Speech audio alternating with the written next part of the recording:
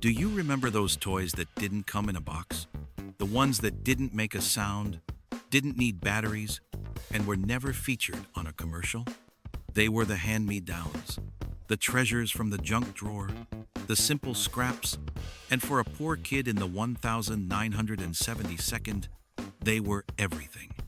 Looking back now, why do those cheap, simple things mean more than anything that ever came in a shiny box?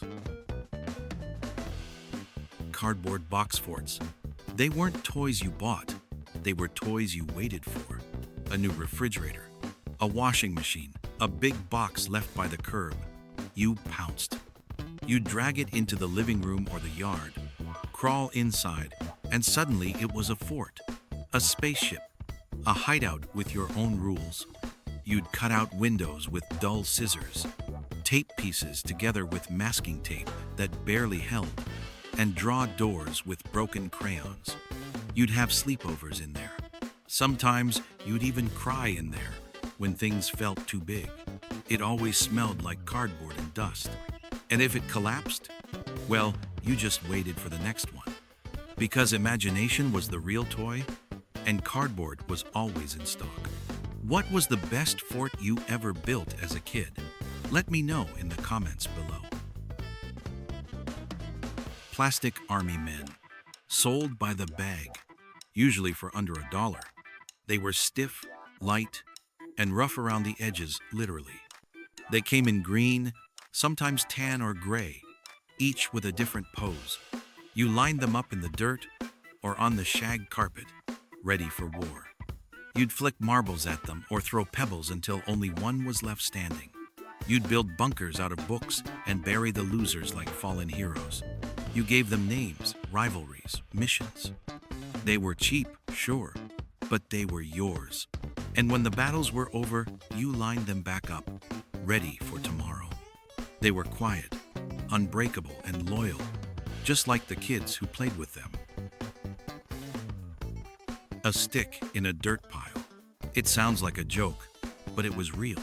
You'd find a patch of dry earth, grab a decent stick, and suddenly you were digging to the other side of the world.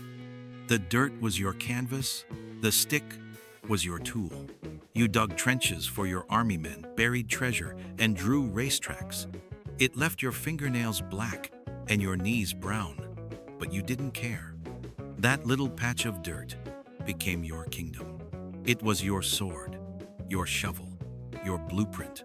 You could draw whole cities and then destroy them with one swoop.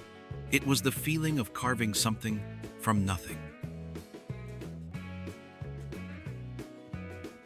Jump ropes made from clothesline were the definition of make do. You couldn't always afford the plastic ones from the store, but a long enough piece of clothesline and 2 willing hands gave you a toy. It was rough, thin, and would sometimes burn your palms, but you jumped anyway. It slapped the pavement like a drum beat, marking time between laughs. The rope would leave little red marks on your ankles and arms, and you wore them like medals. It wasn't about the rope itself, it was about what you did with it. Fun wasn't about the price tag. It was about the rhythm.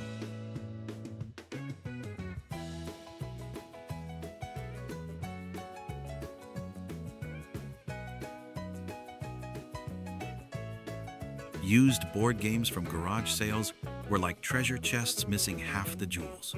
But you still played. You found them in cardboard boxes next to chipped mugs and old lamps.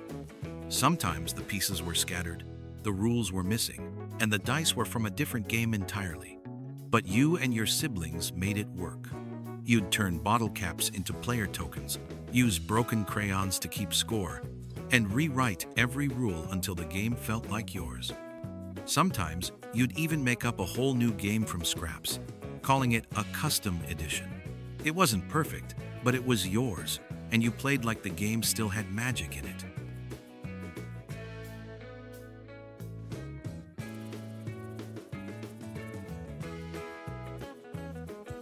Hand-me-down stuffed animals were more than toys. They were survivors. They had missing eyes, frayed seams, and patches that told their own stories. They came from cousins, older siblings, or a neighbor down the street. They smelled like closets and worn fabric. Their fur was matted, their stuffing uneven, but they were soft in all the right places and firm enough to hold when you needed something solid. You gave them names even if the tag was gone, and you cried into them without embarrassment. They sat on your bed when the world felt too big. And even when they started to fall apart, you begged not to throw them away.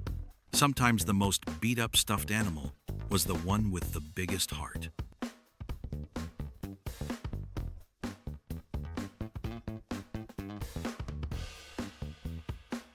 Off-brand Matchbox cars were tiny engines of freedom.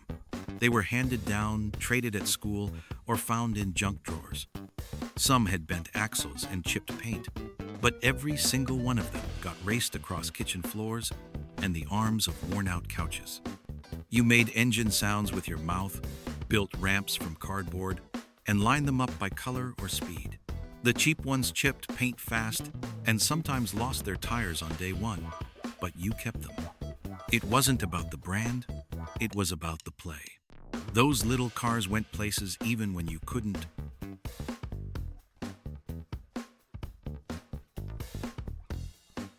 Penny candy and toy capsule prizes were the original budget jackpot.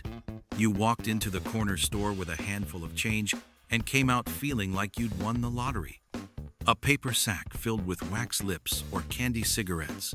Or that moment when you turned the dial, heard that heavy clunk, and opened the clear dome to reveal a tiny treasure, a sticky hand, a cheap plastic ring. Sometimes it was a disappointment, but it was still yours. You pressed your face to the glass, trying to pick your favorite before the crank decided your fate. Even tiny treasures felt big when they were yours to pick. Those are just a few of the things that made a kid's world back then. They weren't flashy, they weren't expensive. They just needed a little imagination. We learned that fun wasn't about the price tag. It was about what we did with what we had. So let me ask you, which of these simple joys brought back the strongest memory for you? Share your story in the comments. And if you're a fan of retro television, like this video and subscribe to the channel so we can keep these memories alive, one video at a time.